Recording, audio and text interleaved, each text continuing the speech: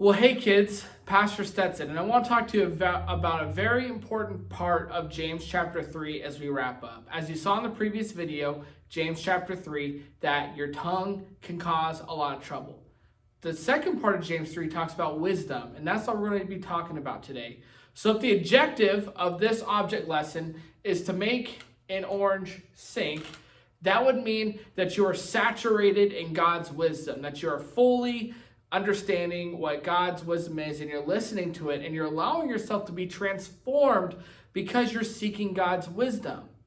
But the problem is a lot of us want us to say, Jesus, I want to follow you.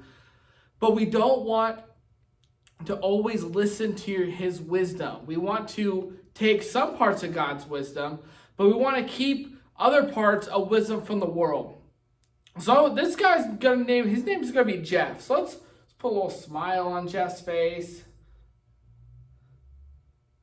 You know, he has some hair. And see, Jeff's looking pretty cool. There's an ear. So there's Jeff.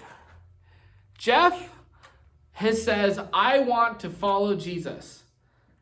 And so he says, I want to listen to God's word. I want to follow Jesus. And I want wisdom that comes from God. But I don't want to listen to it all. I want to keep some of the wisdom that comes from this world because I like that wisdom. And so what happens, though, is if he tries to follow God but listens to wisdom of the world, when he gets in the water, he floats. You guys see where he is floating? He's not sinking.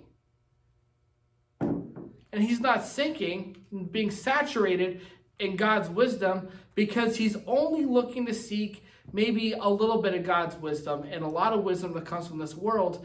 And those two go against each other. It says wisdom that comes from this world is ungodly. It is not from God.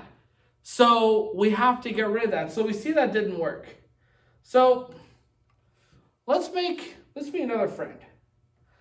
We're going to call this guy John. John, say hi. Let's draw some eyes. If he's got a big buck tooth, you know. Got some hair. Got a few teeth. Missing a few. So here's John. And John says, I want to surrender to God's word, and I want to follow him just a little bit. Maybe a little bit more than our other friend. So what he says is, I want to peel back some of the earthly wisdom. And I want to give room for wisdom that comes from God. So he starts peeling back wisdom that comes from the earth to make room to listen to wisdom that comes from God. Surely this is going to help, right? So he's listening. You know, he's like, all right. But you know what? So he's carved out a lot of space for God in his life and for God's wisdom. Let's see what that does. Uh-oh.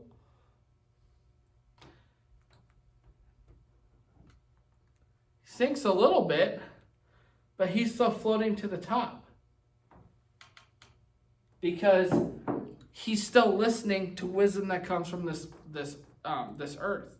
He's not fully committing himself to listening to wisdom that comes from God. So he can't truly be saturated in God's wisdom because he's still listening to wisdom from the world. And as I said earlier, they go against each other. So let me introduce you to Mary. Mary seems very, very nice person.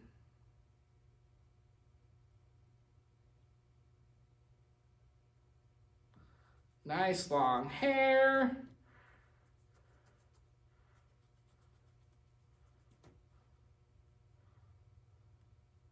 Mary's very excited to follow God's wisdom, but she understands that she can't listen to wisdom from this world. She understands that in order to follow God's wisdom, she must remove all ungodly wisdom from this earth, because listening to God's wisdom means we don't listen to wisdom from this earth. So Mary does a very painful process, and she starts listening to the wisdom of God, which means you have to get rid of things you might like and enjoy or do, activities, things you say, because they go against God's word. So Mary, she starts going to town. And here she goes. And Mary's like, I'm all in. I am going to follow God's wisdom. I'm going to shed the wisdom from this earth so that I can only follow the wisdom that comes from God. And Mary is just doing a lot of work, and we are so excited to see the work that Mary's doing right now in her life. So let's do this.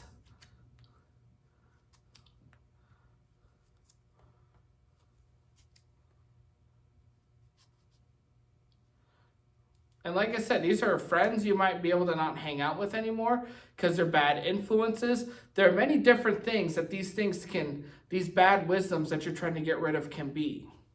So Mary is just going to shed them all.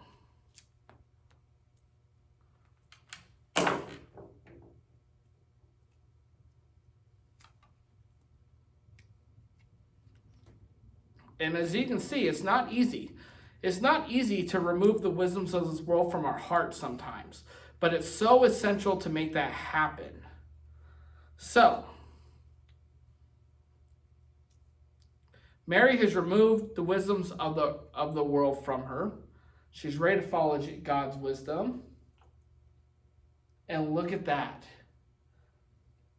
By removing the outer peel of the wisdom of the world, she is willing to open her heart and be saturated in God's wisdom. And that's what happens when we seek godly wisdom, is that we remove the peel of worldly wisdom from our lives and we allow our hearts to be truly saturated in God's wisdom so we can make good choices, we can love one another, we can be in unity because we chose to follow the wisdom of God versus the wisdom of this world.